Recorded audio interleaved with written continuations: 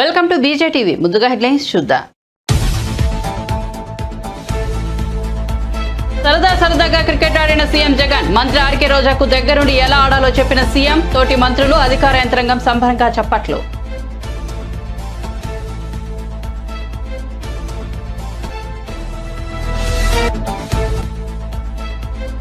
పారిశ్రామికంగా అభివృద్ధికి తమ ప్రభుత్వం కట్టుబడి ఉందన్న రేవంత్ రెడ్డి. తెలంగాణను నెంబర్ 1 గా నిలబెడతామని కీలక వ్యాఖ్యలు.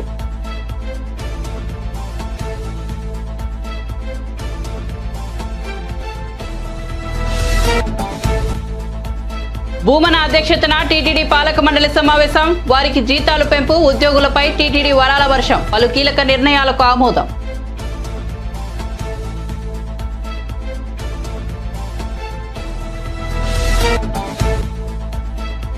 ఉస్మానియా ఆసుపత్రిలో కరోనాతో 2 మృతి. అనారోగ్యంతో ఉస్మానియాలో చేరిన 2 వ్యక్తులు. పరీక్షల్లో కోవిడ్ పాజిటివ్ గా తేలిన వైనం.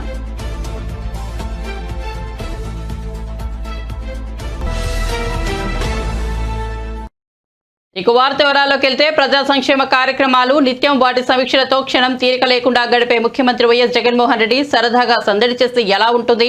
ఆడుదాం ఆంధ్ర కార్యక్రమం ప్రారంభం కోసం గుంటూరు నల్లపాడు లయోలా ప్రాంగణానికి వెళ్లిన ఆయన అక్కడి క్రికెట్ ఆడారు. కార్యక్రమం ప్రారంభించిన అనంతరం మైదానంలోకి అడుగుపెట్టారు ఆయన. అక్కడ తొలుత మంత్రి ఆర్కే రోజాకు దగ్గరుండి ఎలా ఆడాలో చెప్పిన సీఎం జగన్ ఆ తర్వాత ఆయనే స్వయంగా బ్యాట్ చేతపట్టి బంతుల్ని ఎదుర్కొన్నారు. Sports authority chairman Byreddy Siddharth Reddy bowling చేయడం గమనార్హం. నిత్యం ప్రభుత్వ కార్యక్రమాలతో బిజీగా గడిపే సీఎం జగన్ ను అలా చూసేసరికి తోటి మంత్రులు, అధికార యంత్రాంగం సంబరంగా చప్పట్లు కొడుతూ కనిపించారు. ఆ సమయంలో మంత్రులు విడుదల రజని, అంబటి రాంబాబు పక్కనే ఉన్నారు. ఆపై కబడ్డీ, ఖోఖో ఇలా పలు రంగాల క్రీడాకారుల్ని భుజం తట్టి ముందుకు వెళ్లారాయన. కాసేపు బ్యాడ్మింటన్, వాలీబాల్ కోర్టుల్లోనూ సందడి చేశారు.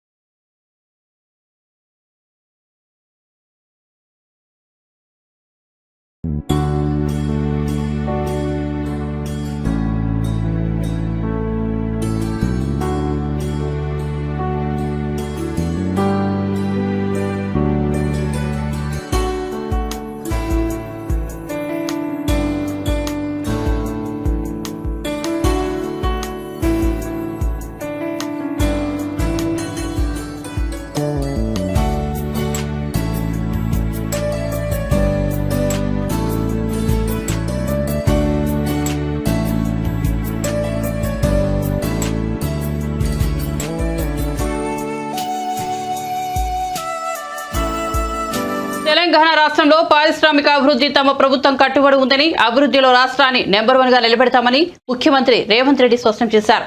ఎలక్ట్రానిక్స్ పరిశ్రమ అభివృద్ధిని మరింత వేగవంతం చేస్తామని, ఫాక్స్కాన్ సంస్థ తెలంగాణలో చేపట్టబోయే భవిష్యత్ ప్రాజెక్టులకు కూడా అవసరమైన అన్ని సహాయ సహకారాలను అందిస్తామని సీఎం హామీ ఇచ్చారు. తెలంగాణ సచివాలయంలో సీఎం రేవంత్ రెడ్డిని ఫాక్స్కాన్ ప్రతినిధులు మంగళవారం కలిశారు. ఐటీ పరిశ్రమల శాఖ మంత్రి దుద్దిళ్ల శ్రీధర్ బాబు, సిఎస్ శాంతికుమారి ఇతర ఉన్నతాధికారులు సమావేశంలో పాల్గొన్నారు. ఈ సందర్భంగా ఫాక్స్కాన్ కు చెందిన హాన్ హై ప్రెసిషన్స్ ఇండస్ట్రీస్ ప్రతినిధి విలీ నేతృత్వంలోని ప్రతినిధి బృందంతో పలు అంశాలపై చర్చించారు.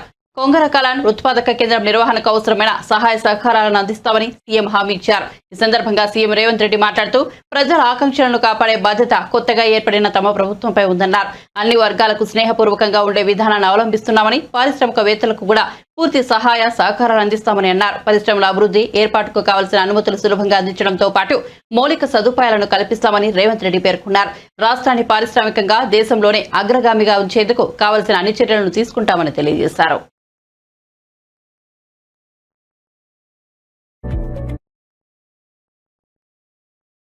తెలంగాణలో కోవిడ్ కొత్త వేరియంట్ JN.1 కేసులు రోజురోజుకు పెరుగుతున్నాయి. దేశంలో గత 24 గంటల్లో 412 కరోనా కేసులు నమోదు కాగా 3 మృతి చెందారు. ప్రస్తుతం దేశవ్యాప్తంగా 4170 యాక్టివ్ కేసులు ఉన్నాయి. మరోపక్క తెలంగాణలో తాజాగా కోవిడ్ మృతి కేసులు నమోదయ్యాయి. అనారోగ్యం కారణంగా 2 వ్యక్తులు ఉస్మానియా ఆసుపత్రిలో చేరారు. సమస్య తీవ్రతరం కావడంతో ఇద్దరు మృతి చెందారు. మృతి చెందిన వారిలో ఒకరికి 60 ఏళ్లు, మరొకరికి 40 ఏళ్లు ఉన్నాయి. మృతులకు పరీక్షలు నిర్వహించగా కోవిడ్ పాజిటివ్ గా తేలింది. అక్కడే ఇద్దరు జూనియర్ డాక్టర్లకు కూడా పాజిటివ్ అని తేలింది.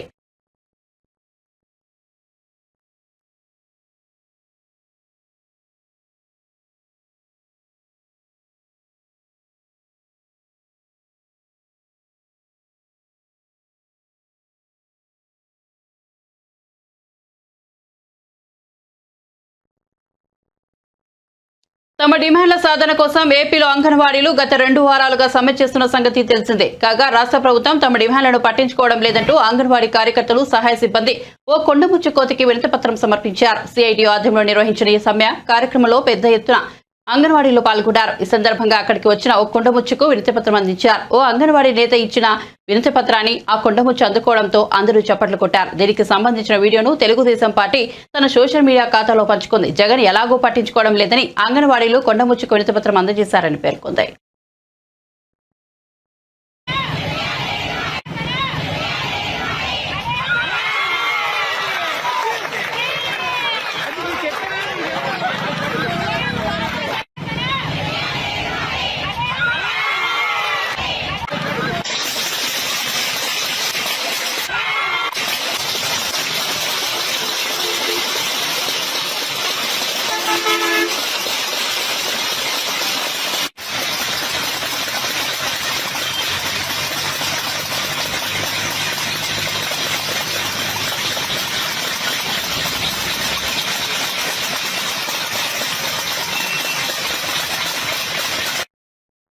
తెలంగాణ రాష్ట్రాన్ని అన్ని రంగాల అభివృద్ధి చేయాలనే లక్ష్యంతో తాము ముందుకు సాగుతున్నామని మంత్రి కోమటిరెడ్డి వెంకటరెడ్డి అన్నారు. మంగళవారం మంత్రులు తుమ్మల నాగేశ్వరరావు, పొంగులేటి శ్రీనివాసరెడ్డిలతో కలిసి ఖమ్మం కలెక్టరేట్లో కోమటిరెడ్డి మీడియా సమావేశం నిర్వహించారు. ఈ సందర్భంగా ఆయన మాట్లాడుతూ బీఆర్ఎస్ పాలనలో తెలంగాణ విధ్వంసానికి గురైందని తాము గాడిన పెడుతున్నామన్నారు.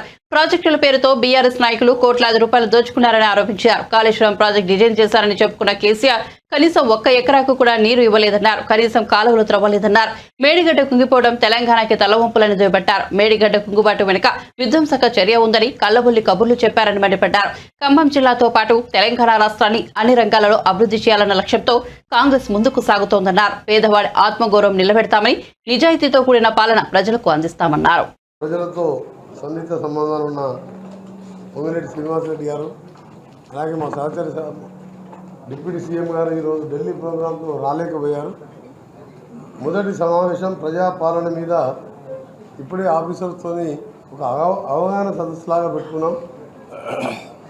ఈ నెల 28 నుంచి 6వ తారీఖు వరకు జరిగే గ్రామ సభలలో మేము ఇచ్చిన 6 గ్యారంటీలతో అభయహస్తం పేరుతో ఆ కార్యక్రమాల్లో బెనిఫిషియర్ని సెలెక్ట్ చేయడం కానీ, వాళ్ళ అప్లికేషన్ ఆహ్వానించి ఆ తర్వాత స్ట్రీమ్లైన్ చేసుకుంటూ దాన్ని అమలుపరిచే దిశగా మా ప్రభుత్వం ముందుకు పోవాలని అధికారంలో చేపట్టి 20 రోజులు కాకముందే మీకు తెలుసు 2 రోజుల్లోనే 2 కార్యక్రమాలు బహుశా దేశ చరిత్రలో ఏ ప్రభుత్వం కూడా మేనిఫెస్టోలో పెట్టిన విషయాన్ని 2 రోజుల్లో అమలు చేసే చరిత్ర ఎక్కడ లేదు. 6 సార్లు గెలిచిన ప్రజాప్రతినిధిగా నిన్ను ఇన్ని రాష్ట్రాల్లో చూస్తే ఎక్కడ జరగలే.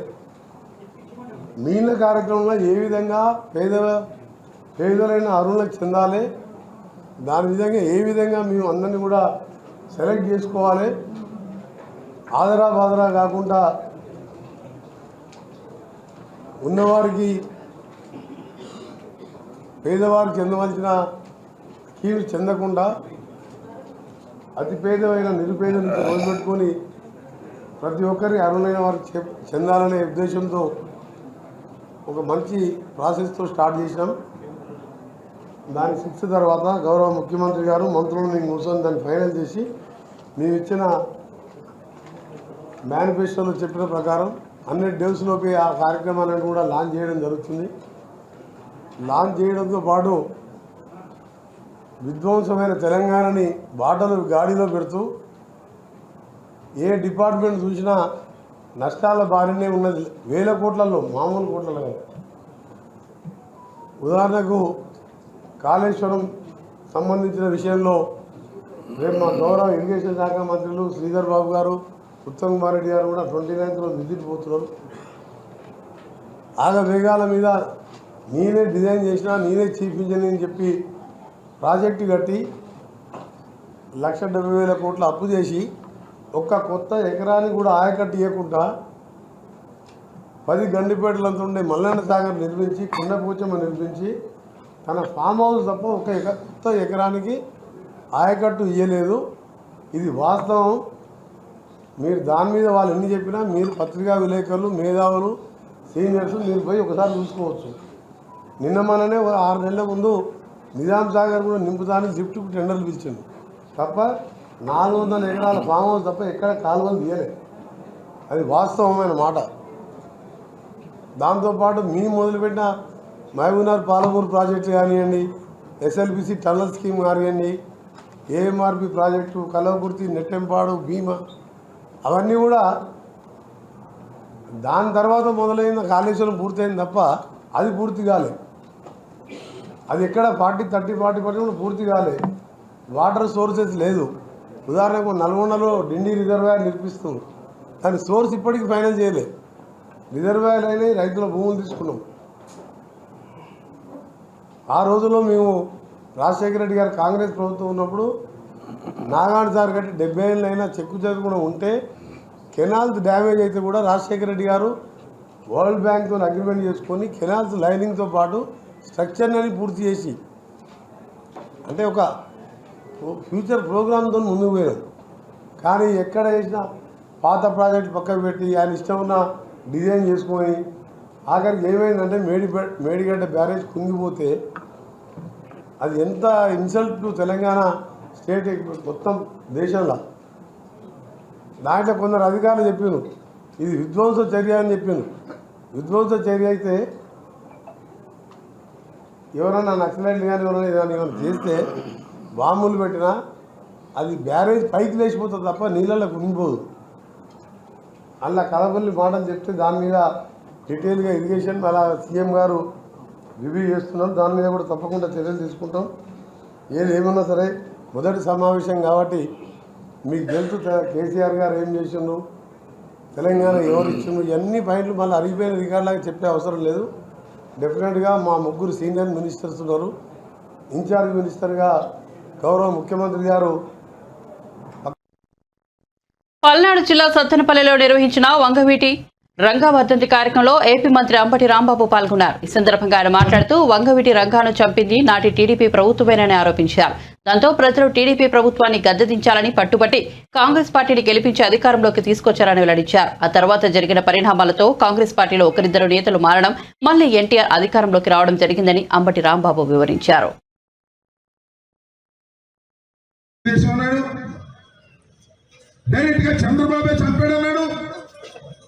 చంద్రబాబు వంగవీటి మోహన్ రంగారావు చంపడమే కాదు, శాసనసభ్యుడిగా నన్ను కూడా చంపాలని ప్రయత్నం చేశాడు. కానీ ఆయన వల్ల కాలేదని ఆయన అన్న మాటలు, నేనన్న మాటలు కాదు. నేను ఇవాళ ఏమైనా ఆరోపిస్తున్నానని అనుకుంటానేమో కాదు. మీరు ఒకసారి యూట్యూబ్కి వెళ్ళి చూడండి. వంగవీటి మోహన్ రంగారావు గారిని చంపింది చంద్రబాబు నాయుడు అంటే తెలుగుదేశం. నన్ను కూడా చంపాలని ప్లాన్ చేశాడు కానీ నన్ను చంపలేకపోయాడు. వంగవీటి మోహన్ రంగారావు చంపగలిగాడు కానీ నన్ను చంపలేకపోయాడు అన్నాడు. ఇవాళ ఏం జరుగుతుందో రాజకీయాల్లో? పదవి శాశ్వతం అని అడుగుతా ఉన్నా, పదవి కోసమే ప్రాకులాడాలని అడుగుతా ఉన్నా. మీరు ఒకసారి ఆలోచన చేయండి.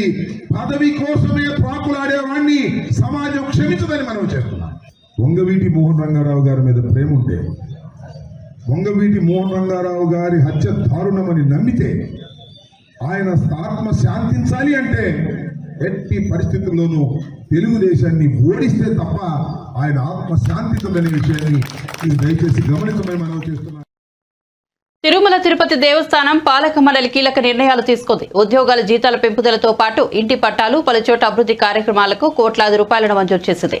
మంగళవారం టీటీడీ చైర్మన్ భూమన కరుణాకర్ రెడ్డి అధ్యక్షతన జరిగిన సమావేశంలో బోర్డు సభ్యులు, ఈవో, జేఈఓలు తదితరులు పాల్గొన్నారు. ఈ సమావేశంలో పెద్దంజేర్లగార్ల వ్యవస్థను ఏడాదికి 60 లక్షలు, చిన్న అయ్యగార్ల వ్యవస్థను ఏడాదికి 40 లక్షలు పెంపుదల చేయాలని బోర్డు నిర్ణయించింది.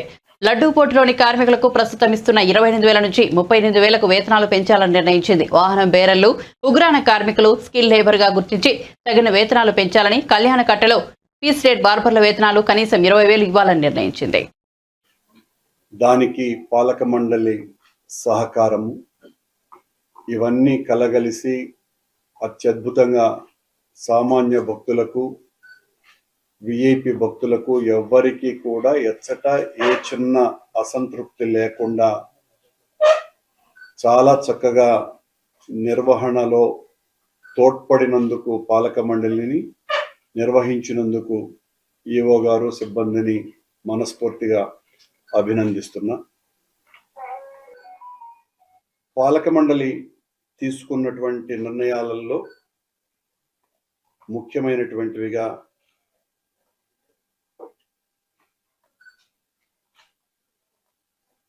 ఆలయంలో పనిచేస్తున్నటువంటి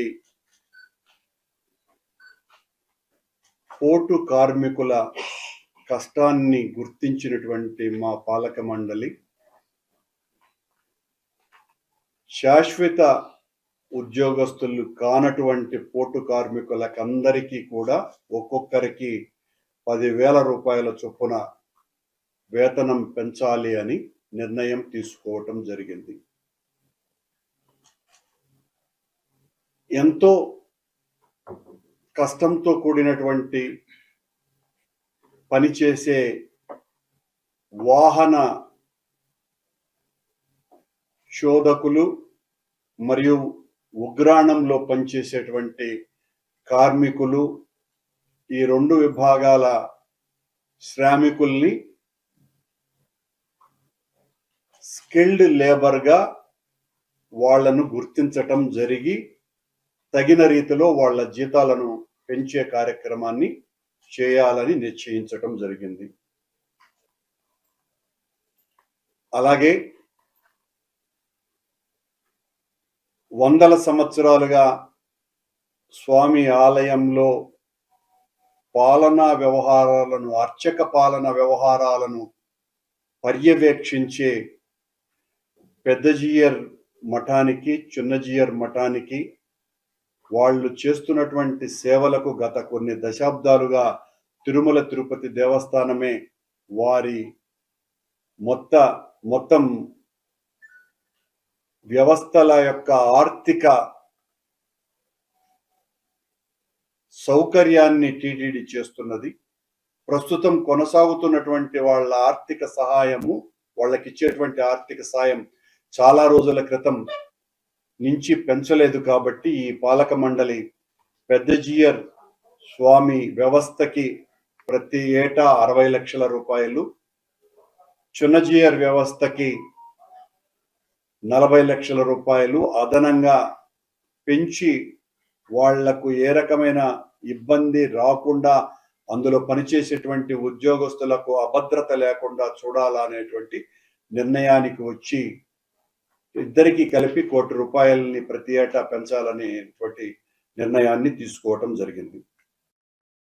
ఆడుదాం సరే జాబులు ఎక్కడ జగన్ అంటూ నిలదీస్తున్నారు గుంటూరు జిల్లా తెలుగు యువత, జనసేన యువజన విభాగం, ఐఏఎస్, ఐఏఎఫ్, ఏఎస్యు తదితర యువజన సంఘాల నేతలు నిరుద్యోగుల దృష్టిని మళ్లించేందుకు జగన్ ప్రభుత్వం ఆడుదాం ఆంధ్ర అనే కార్యక్రమాన్ని నిర్వహిస్తున్న సందర్భంగా ఆడుదాం ఆంధ్ర అంటూ యువత కొత్త నినాదం అందుకుంది. వివిధ నినాదాలతో కూతపెడుతూ కబడ్డీ ఆడి నిరసన తెలిపారు. ఈ కార్యక్రమంలో గుంటూరు జిల్లా తెలుగు యువత అధ్యక్షులు రావుపాటి సాయికృష్ణ, ఏవైఎఫ్ జిల్లా కార్యదర్శి షేక్వలి, ఏఎస్ఎఫ్ జిల్లా కార్యదర్శి బందెల నాసర్జీ, జనసేన యోజన నాయకులు ఆళ్లహరి తదితరులు ఈ కార్యక్రమంలో పాల్గొన్నారు.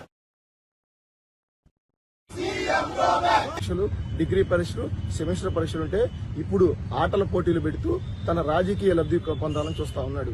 గతంలో ఊరూరా యువబేరీలంటే తిరిగి ఉద్యోగాలు ఇస్తానని, జాబ్ క్యాలెండర్, మెగా డిఎస్ఎల్ పేరుతో పెద్ద ఎత్తున యోజన ఓట్లను ఆకట్టుకున్న ముఖ్యమంత్రి గారు ఈరోజు ఆడుదాం ఆంధ్ర అనే ఒక మరో మోసపూరిత కార్యక్రమంతో ఈరోజు యువత ఓట్లు తొలగొట్టాలని చెప్పి ఈ నెల రోజులు ఎన్నికల ప్రచారం లాగా ఈ వాడుకోవడానికి ఈ కార్యక్రమాన్ని, ప్రభుత్వ ధనాన్ని ఉపయోగిస్తూ ముందుకెళ్తూ ఈరోజు గుంటూరు నగరానికి వస్తున్న సందర్భంగా ఈ పర్యటనని వ్యతిరేకిస్తూ అడుగుదాం ఆంధ్ర, ఇది ఉద్యోగాల వేట, నిరుద్యోగుల మాట పేరుతో ఈరోజు తెలుగు యువత, అలాగే సహచర యువజన కాంగ్రెస్, అలాగే నిరుద్యోగ సంఘాలతో కలిసి ఈరోజు ముఖ్యమంత్రి గారిని కలిసి వినతి పత్రం ఇచ్చి, అయ్యా మాకు కావాల్సింది ఉద్యోగాలే కానీ ఆటలు కాదు, ఈరోజు క్రీడా మైదానాలు సరి లేకుండా, క్రీడా మైదానాలను బాగు చేయకుండా మీరు ఈరోజు ఆడుదాం ఆంధ్ర అంటూ ముందుకెళ్తే ఇది చూడటానికి చాలా జుగుత్సాకరంగా ఉందని తెలియజేస్తూ ఒక వినతి పత్రం ఇద్దామని కూడా మేము ముఖ్యమంత్రి గారి పర్యటన స్థలానికి బయలుదేరితే మార్గం మధ్యలో చుట్టుకుంటలో పోలీసులు మాటు వేసి మమ్మల్ని, ఈ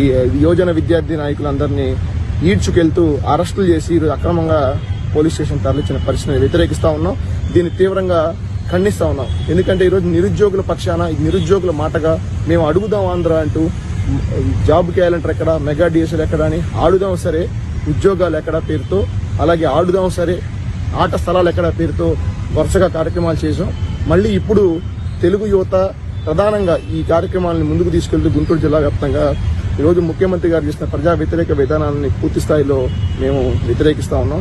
దీన్ని తీవ్రంగా ఖండించాలని కూడా యావత్ పౌర సమాజం కూడా మేము తెలియజేస్తా ఉన్నాం. అట్లాగే ఈరోజు ప్రధానంగా చూసుకుంటే యువతకు జాబ్ క్యాలెండర్ లేదు, ఖాళీ పోస్టులు భర్తీ లేదు. మీరు చేసిన నోటిఫికేషన్ జాప్యం వల్ల 50,000 మంది నిరుద్యోగులు వయోపరిమితి కోల్పోయారు.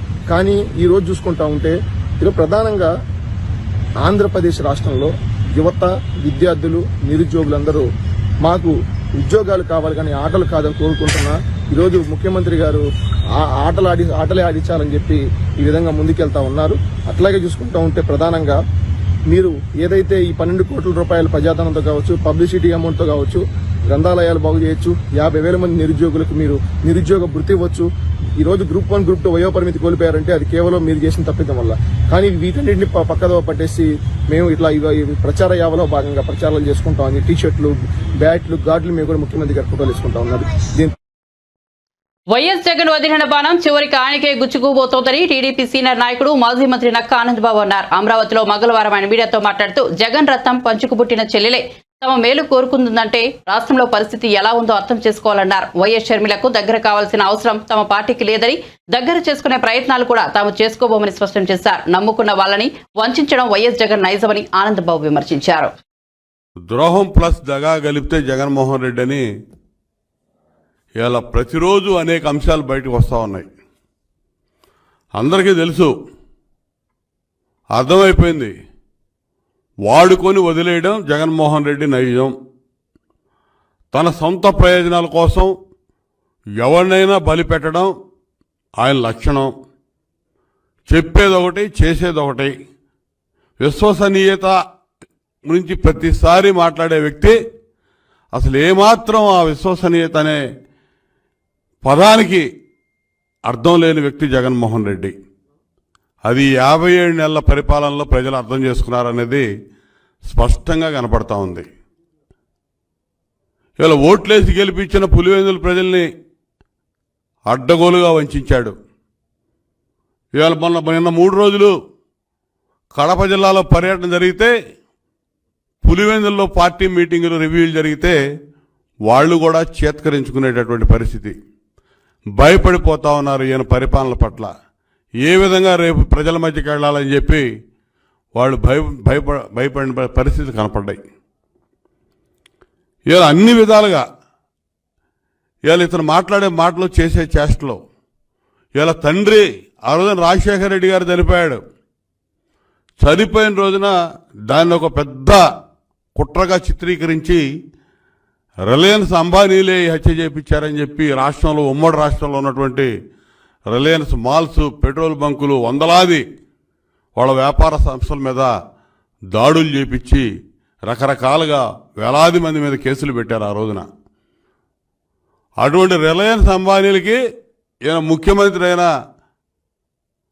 మొట్టమొదటిలోనే రెడ్ కార్పెట్ వేసి స్వాగతం పలికి వాళ్ళ రిలయన్స్ వైస్ చైర్మన్ పరిమళ నత్వానికి ఎంపీ టికెట్ ఇచ్చాడు. అంటే ఏం చెప్పుకోవాలి? వీళ్ళ తండ్రిని రిలయన్స్ వాళ్ళు చేశారు, మర్డర్ చేయించారని చేసిన ఆరోపణ తప్పని చెప్పాడా? పోనీ చెప్పాలిగా. ఆ రోజు మేము తప్పు మాట్లాడామనో, లేకపోతే మేము తప్పుగా అవగాహన చేసుకున్నామనో. అసలు ఏ విధంగా లేదు, ఆయన గిఫ్ట్ ఇచ్చాడా? అంటే ఈయన విశ్వసనీయత గురించి, ఈయన మాటల గురించి, ఈయన చేష్టలు ఏ విధంగా ఉంటాయి అనే దానికి ఉదాహరణ చెప్తా ఉన్నా నేను. ఎత్తుకొని పెంచినటువంటి చిన్నానికి దిక్కు లేదు. ఆయన్ని చంపేసినటువంటి సొంత కజిన్స్ని పదవులిచ్చి ఎంపీ స్థానాల్లో వివిధ హోదాల్లో పెట్టి ముద్దాయిలుగా ఉన్నటువంటి వ్యక్తులను రక్షిస్తూ కూర్చున్నాడు. అంటే అసలు వాళ్ళ బాబాయిని ఎవరు చంపించినట్టు? వాళ్ళ చెల్లి, బాబాయ్ కూతురు సునీత రక్షణ లేదని చెప్పి భయపడిపోతా ఉంది. ఆ అమ్మాయి మీద కూడా అక్రమంగా కేసులు పెట్టి వేధిస్తూ ఉన్నాడు. ఇది ఈయన నమ్మక ద్రోహానికి మరొక ఉదాహరణ. ఎంపీగా అత్యధిక మెజారిటీతో గెలిపించినటువంటి కడప ప్రజల్ని ఇవాళ 5 ఏళ్ళు అయింది ముఖ్యమంత్రి అయి. స్టీల్ ఫ్యాక్టరీకి ప్రారంభోత్సవం శంకుస్థాపన చేసి 4 ఏళ్ళు అయింది. ఇంతవరకు పునాది రాయిలోనే ఉంది ఆ స్టీల్ ఫ్యాక్టరీ. కడప ఎంపీగా గెలిపించారు, ముఖ్యమంత్రిని చేశారు. కడప స్టీల్ ఫ్యాక్టరీకి శంకుస్థాపన చేసి ఇలా పునాది రాళ్ళ దగ్గర ఆగిపోయినటువంటి పరిస్థితి ఇలా మనం చూసాం.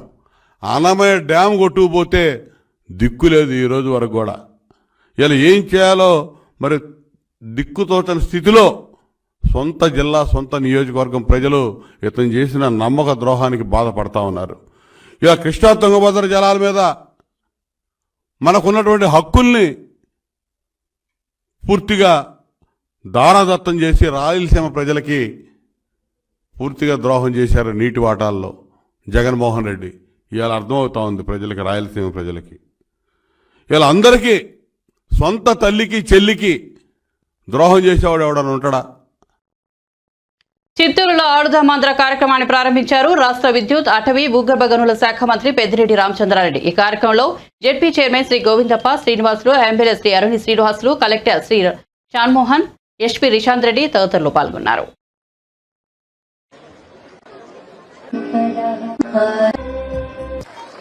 గౌరవ అతిథులందరూ ఆహ్వానిస్తున్నాము.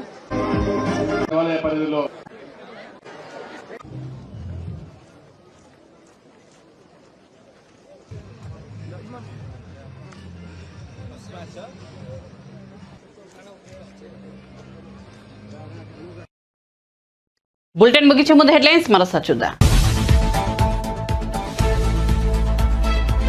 సరదాగా క్రికెట్ ఆడిన సీఎం జగన్. మంత్రి ఆర్కే రోజాకు దగ్గరుండి ఎలా ఆడాలో చెప్పిన సీఎం. తోటి మంత్రులు, అధికార యంత్రాంగం సంబరంగా చప్పట్లు.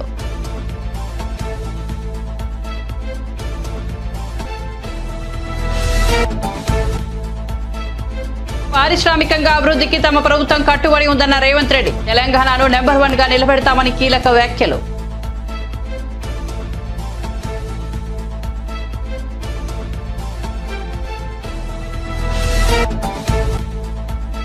భూమన అధ్యక్షతన టీటీడీ పాలక మండలి సమావేశం. వారికి జీతాలు పెంపు, ఉద్యోగులపై టీటీడీ వరాల వర్షం. పలు కీలక నిర్ణయాలకు ఆమోదం.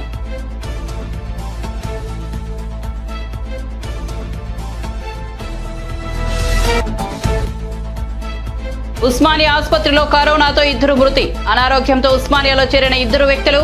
పరీక్షల్లో కోవిడ్ పాజిటివ్ గా తేలిన వైనం.